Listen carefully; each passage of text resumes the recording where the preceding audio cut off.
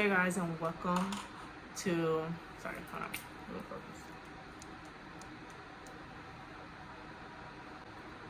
Hey, my name's Sina, and welcome to the first episode of TV Talk.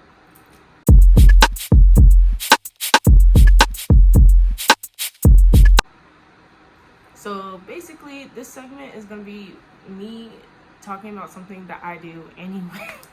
I watch a lot of TV, honestly, an ungodly amount of TV. I know it's not good, but I love character development, right? Like in real life and on the screen. And I just am easily enthralled by shows, blame it on the ADHD, but I like TV. So I figured I'd talk about some of the shows that I like. If you have any recommendations, feel free to leave them down below. And yeah, so I'm gonna either talk about TV shows or movies. I am not certified at all though to criticize production. So take that as you will. But me personally, I'm a yap regardless. Alright, so today we're gonna talk about a show I just finished. It's called The SANDMAN. You may have seen it on Netflix. I believe it is a Netflix original, don't quote me, but I do believe it is a Netflix original. The SANDMAN, the first season originally dropped, I want to say about 3-4 years ago. And like I said, this is why this is not an official review, because I didn't look up any facts or anything. I'm literally just telling you some stuff, alright? And I fortunately did not start watching it until literally last month, which worked out perfectly because they only had half of season 2, and right as I was finishing watching season 2, or what was of season 2, they were like, oh, we're gonna finish up the SANDMAN. Like, I find that so interesting that they just like stopped halfway through the season and we're just like, okay, like we're gonna come back now, finish it up. So I was able to actually finish the whole series, which like never happens when it comes to Netflix originals or even like some partially aired TV shows. You usually have to wait like 10 years for stuff like that. Let me describe the vibe first. Let me describe the vibe. Stay with me here. The reason I feel like, so I had tried to watch this, I feel like earlier before, and it didn't draw me in. But it kind of drew me in this time because the vibe has like that One Tree Hill, Gossip Girl, what's that one show with the Headless Horseman, that kind of like sci-fi vibe. Like that's the vibe it's giving me. It's giving me like 2006 and before. Like real fantasy vibe. The main character, Dream, looks like a boy from Evanescence or something. Like he looks like a little emo man child, like that. So like how all the goth or emo rock stars have that real slim bird like body figure where it's just they're just length in hair. Like that's what he looks like. He's just length in hair. And like, I don't know, this just kind of pulled me in. Like, you don't really see, especially from a more modern show, you don't see the use of more, it's not really retro, but like, it's just, we've come so far with CGI and things of that nature, you don't get that real gritty feeling from TV shows all the time. So that's what kind of pulled me into the show. So basically, I'm gonna try to talk about it without giving too much away because I want you to go watch it for yourselves if you're interested.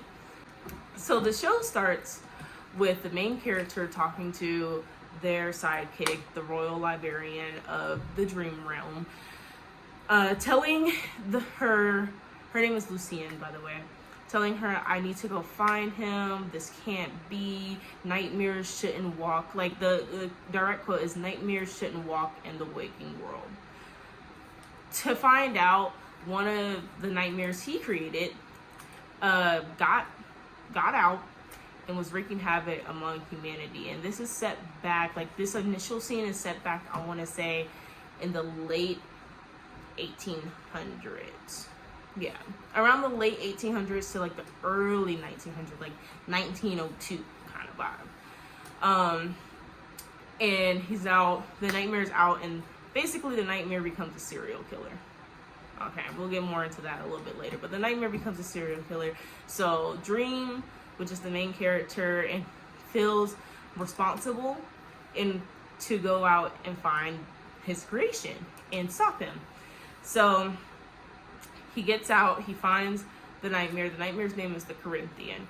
he finds the Corinthian in the midst of murdering someone, and they're having a whole chat talking about like why you can't do this. The Corinthian's all like, oh, whatever, and he's like, go ahead and do what you must.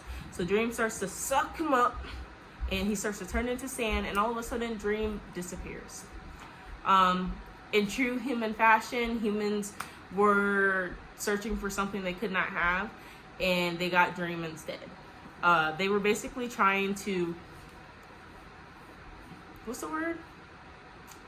They were basically trying to summon death, and they got Dream. So come to find out, Dream is part of a character pack called the Endless, and they're all brothers and sisters.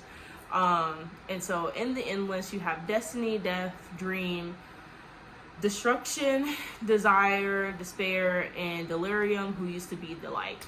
So that is the Endless, and basically they are personifications of what makes humans humans, I guess you would say. And I feel they don't go into this, but I'll say that for last. But yeah, so they're personifications of basically what all humans have and require. So they were trying to summon Death, Dream's sister. Oh yeah, Death's a woman in this. Love that.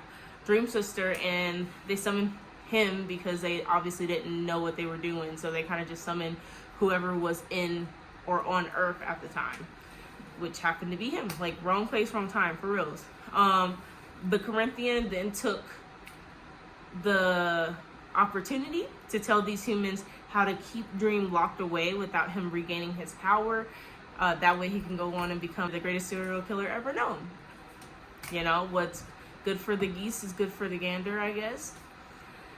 So flash forward 100 years later, these people are still kicking. The people that captured Dream, they're still kicking. They've managed to like create wealth and stay alive for a long time, because even though they weren't able to grant what they really wanted, and also it doesn't really give them like true powers, because they had some of like Dream's little relics and stuff, they were able to kind of hang on to like semi-immortality and create realities that weren't actually there, because like dreams, you know. Boom. So Dream's still captured in this house, and the whole time there's been a son here that's like been held like very badly mistreated by the father, who is the one that captured Dream with his little cult and stuff. And so the son and the father get into an argument because Dream has like had a raven at the time, and this raven basically allowed Dream to see everything that they saw. And the raven was basically just a pest that just flew around forever and ever and ever.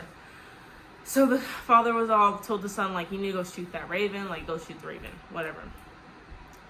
The kid follows the raven around, chases it down. The raven eventually goes down to the basement where Dream is at, and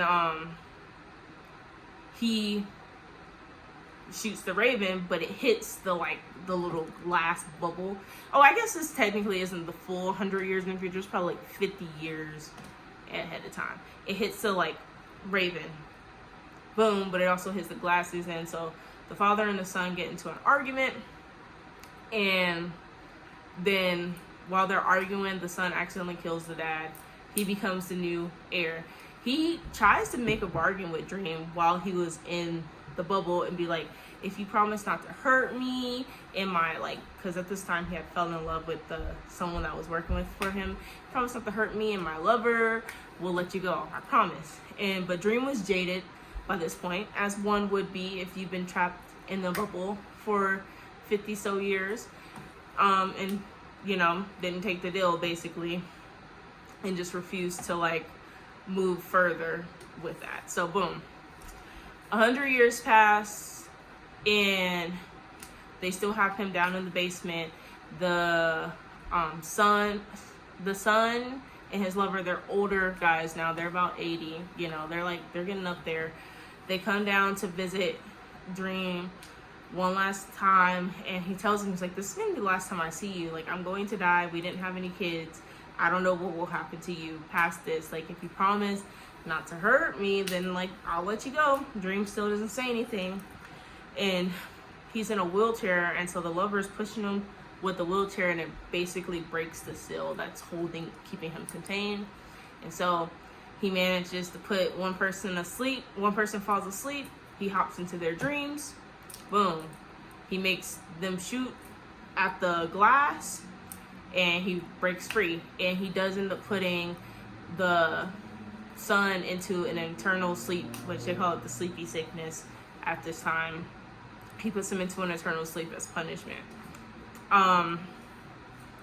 During this too, the dad had a mistress. The guy that originally imprisoned Dream had a mistress, and she stole the relics and ran away because she got pregnant, and the dad was like an old man, and he was like, you need to send that little baby to Jesus. You know what I'm saying? And she was like, no, like, I'm gonna keep my kid. So she stole a bunch of stuff from him and ran away. And all that stuff was basically Dream's tools and like the things that help him like navigate the waking world. Boom. Throw that to the side.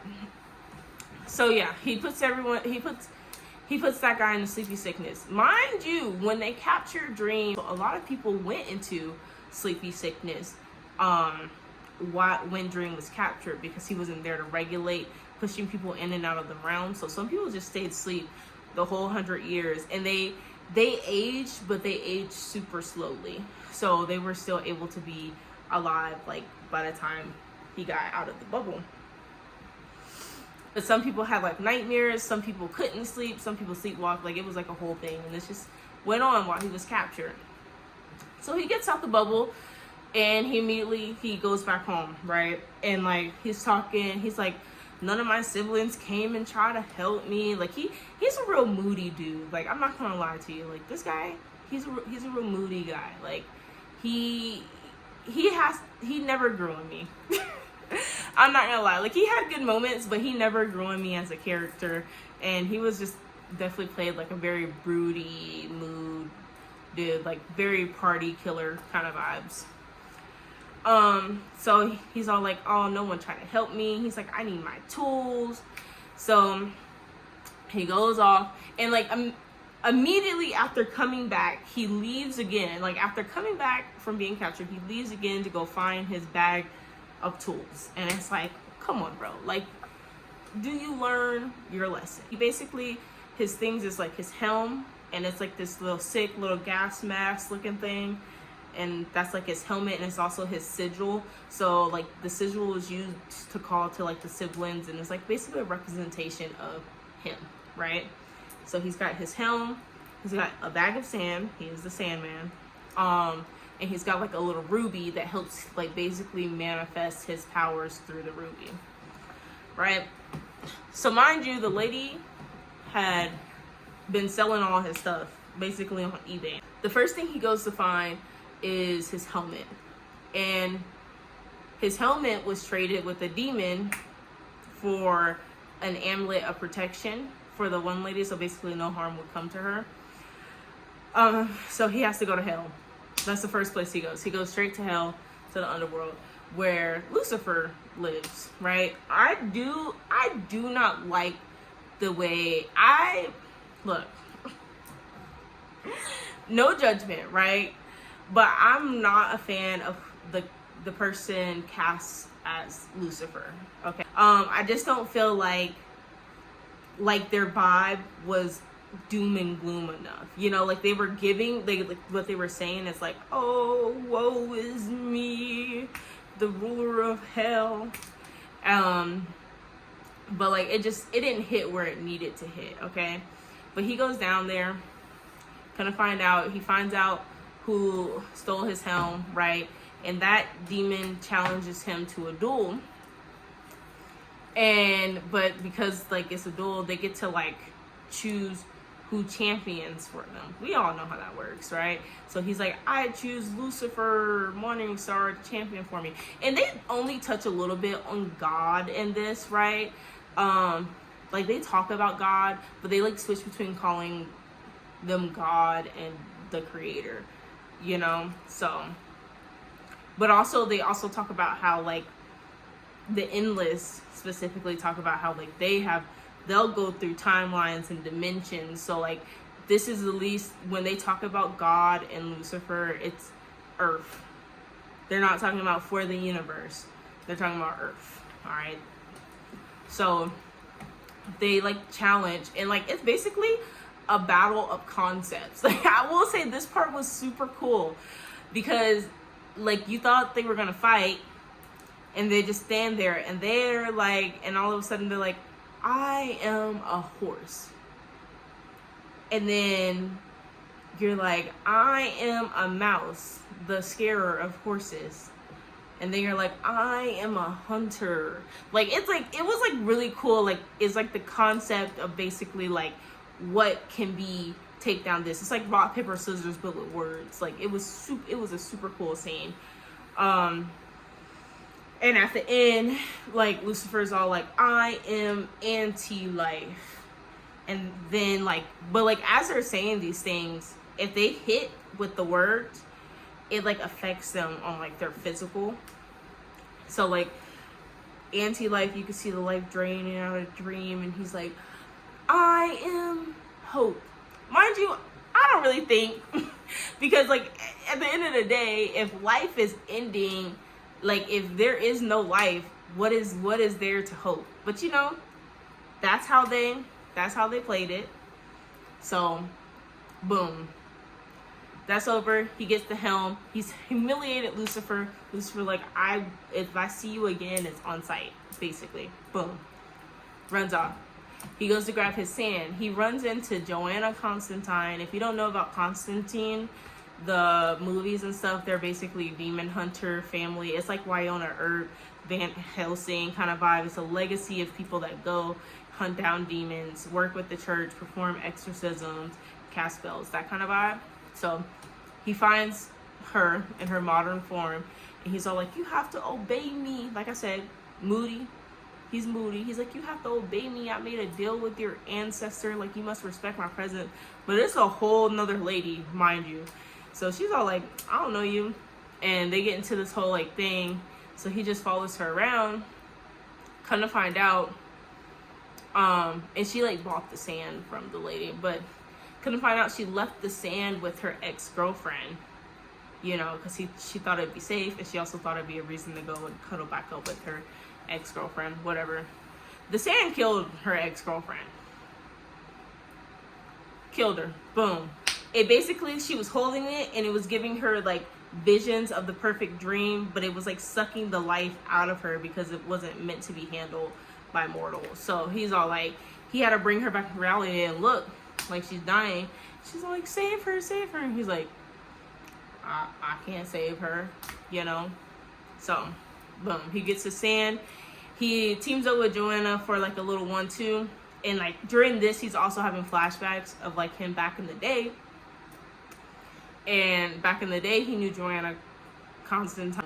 It was like 1400s, the 13 or 1400s. I want to say it was the 1400s. This guy named Hob was all like, I would live forever. I wouldn't mind living forever, basically. And him and his sister were listening. And he was like, I bet he wouldn't even last a century, right? And his sister has basically his sister death can grant immortality. So they basically just played with this man's life and was like, okay, like, let's give him immortality then. And so he goes up to him all real smooth. He's like, I want to meet you here in 100 years, and you tell me, or he asked him, he was like, do you really believe that you wouldn't mind living forever? And Hobbs all like, yeah, like I love living forever. It'd be great. Blah, blah, blah. And he's like, okay. He's like, meet me here in 100 years, and I want you to tell me all about it. And the dude's just like, that's fine. Yeah, they kept meeting there. They met for like a few, like literally maybe four times before Dream got captured. And they would meet there every 100 years. And at one point, like the first 100 years, he was really super rich. Then the next time he came, he was super, super poor. And then the next time he came, he was herding slaves. And Dream told him, which I did appreciate that. Dream was like, there is no glory in the trading of men, basically. And so, like, he was like, oh, whatever, like, I'm gonna live forever, I can atone for my, but then the next time they meet, he was like, you're right, that was nasty work, so I went on and did something else, basically. And so, during this time, though, the bartender would do a little sketch and be like, this is odd, like, this same two are here this whole time, or whatever. Mind you, it was, like, different bartenders, but, like, I guess they were like, these two men meet up on this date every year, every 100 years, and so they were kind of keeping track. And the old-timey Joanna Constantine was like, oh, try to capture them, basically, and be like, who are you, why are you here? Like, I guess she thought they were demons, but they, like, really didn't come up much. And later he ended up commissioning her to help his son. So boom, like, where was I at? Oh, yeah. So then the next thing to find was his mom that ended up having the mistress that ended up having the older man that captured Dream's son. She ended up having a baby boy, and they, like, kind of lived away, but she basically used the ruby to manifest, like, being rich. And she became, like, a specialties dealer. Like, so she would deal, like, stolen paintings and stuff like that. So, boom. She's, like, living her life. Her and her son got into an argument, and he stole the ruby because, like, as he got older, I think he had, like, schizophrenia, real talk. Like, he had some real serious issues, and he, like, low-key resented his mom from taking him away from his dad, even though his dad never wanted him to begin with. She gets informed that Dream's out and about, and so she goes and sees her son, and she's all like, where's the ruby? Like, where's the ruby? Like, you need to give the ruby back to Dream, because I don't want anything to happen to you. Like, he's coming. Like, I don't want anything to happen to you. And the son is all like, you're lying. You never loved me. Mind you, this is like a 40, 50-year-old man, because they've been alive for over 100 years. This is like an older man. Like, the mom's like old as shit. Like, he's like 50 having a full-blown tantrum. And his mom is all like, I promise I love you. Like, I just want you to be safe. And so she gets the protection amulet, which she, like, had traded for the helm. She gets the protection amulet. She's like, this is how much I love you, and I want you to be safe. She's like, if you have this amulet, nothing can ever hurt you. And, like, you take this and you give up the ruby. You know, just take this protection amulet. And he's all like, no, like, he's still being kind of a dick about it. But she gives it to him, and she immediately turns into dust, because, like, that was what was basically keeping her alive at that point, and, like, where her youth was held. And so and mind you, like, he's in a high-grade mental institution at this point. Like, this man is locked away, like, under the prison kind of talk. I think he might have actually murdered some people. So, I can't remember. I don't know, and I honestly don't even think they ever cleared that up, like, what happened fully. So, boom. Mom, like, turns into dust. The guards come in. They're like, what did you do? What did you do to her? And he's all like, I wouldn't point that gun at me if I was you. I wouldn't do that if I was you. Because, like, basically the protection amulet made, like, any harm that was coming to him go to, like, the person that was trying to harm him. Boom. That dude is out. He goes running around, and he's all like, this is my birthright. Craziness. And while he's running away from the mental institution, he finds, like, a woman, and she's all like, he finds a woman, she's all in the car driving along. She's like, do you need some help? Like, she's just, like, a really sweet woman. She got her dog in her back. She's like, do you need some help? What do you want? He's all like, yes, please, like, if you don't mind. And he's like, can you just drive me to this address? And she's like, okay, fine. And, like, then he starts talking, and because he's, like, insane, she's, like, starting to get scared, because he's all talking about, like, how humanity sucks, and wouldn't it be better if we all just told the truth with no lies. And he starts talking about how he killed someone. And the lady starts getting spooked, so she changes the GPS and starts driving to the nearest gas station. And, like, she's like, oh, I gotta stop for gas. Mind you, she got a full tank. She's like, I need to stop for gas or whatever. And, like, while she's in the gas station, she's like, mind you, this too, like, there's certain parts of this show that flip through, like, where you can't tell what time, like, what year it is. You know, it's not one of those vibes, like, where sometimes you're watching it and you can't really quite tell what era it's placed in. So it's like, this scene kind of seems like it's placed in the 1950s, but also in 2020 because she's got, like, an actual cell phone. Like, it's real strange vibes.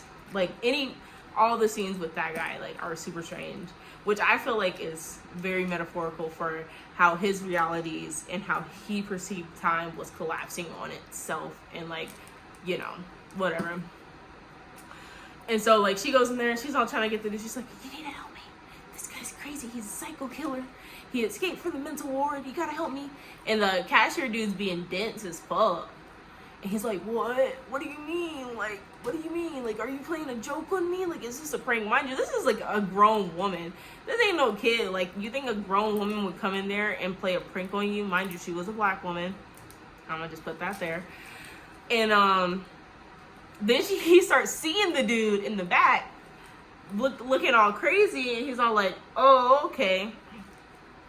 And so the dude starts getting riled up. He's like, we're gonna leave now, and the guy's like, you're not going anywhere, and he pulls a gun out on him, and the dude's all like, you don't want to point that gun on me. And then, like, I guess he ends up blowing his brains out because of the protection amulet, and he herds her into the car, and he's like, you didn't do that, did you? And she's like, oh, no, like, I don't know why he just, like, she played her role well, you know what I'm saying? And so then they end up driving to, like, this little storage unit, and Dream is here actually now, and he, like, has the amulet in his hand because, like, he was able to locate it. He has the amulet in his hand. He's like, something's wrong with it, and it was, like, cracked or something, or, like, the dude, I think the guy, the crazy dude, or the mental, I don't know, he was crazy. Dude had, like, altered it somehow. They never really explained how. And so it, like, blew Dream away, knocked him into a corner, and then the guy comes in and grabs the gemstone and, like, walks out. He didn't even see Dream or anything. And when he gets back to the car, he tells the lady, like, hey, like, I'm gonna head out now. And then he gives her the protection amulet. He's like, as long as you're wearing this, no one can hurt you. Like, he's like, I thought you were real cool. Thought you were a real cool guy. You know, sorry if I scared you. But, like, you're, like, real good. And like, against her better judgment, she's all like, should I give you a ride somewhere? And he's all like, do you want to? And she's like, not really. But, like, it's the nice thing to do. And he's like, you're sweet. And he's like, nah, I'll be good. So he goes. And he walks to a diner, and I'm not gonna lie, you're just gonna have to watch it for the diner scene because I'm not recounting that. That was a crazy episode. I'm surprised they even did that. It was like, that was messed up. And basically, he was altering the world. Like, he was trying to push a reality where everyone told the truth no matter what, and basically everyone just shared their deepest, darkest secrets with each other, and they just end up killing each other. Like, it was insane. And Dream ends up finding him because he's, like, altering reality. And he's like, the dream world is my birthright. And so they get into, like, this whole little argument. He ends up falling asleep, I guess. And, like, Dream, like, infiltrates, or Dream brings him into the dream realm. And he's all like, you want it? Take it. And the guy basically releases all the power inside of the ruby. And because when he does that, it gives Dream all of his power back. And he's like, oh, I thank you for, like, releasing the power out. Like, he's just he's a bug hole. Like, Dream is, like, really, like, he's so weird for that. And he'll be like, thank you. Like, he basically gaslit him into thinking, like, he did it on purpose. And then, like, he just puts him back into the psych ward. He's like, you need to be locked away under the key. So that was season 1.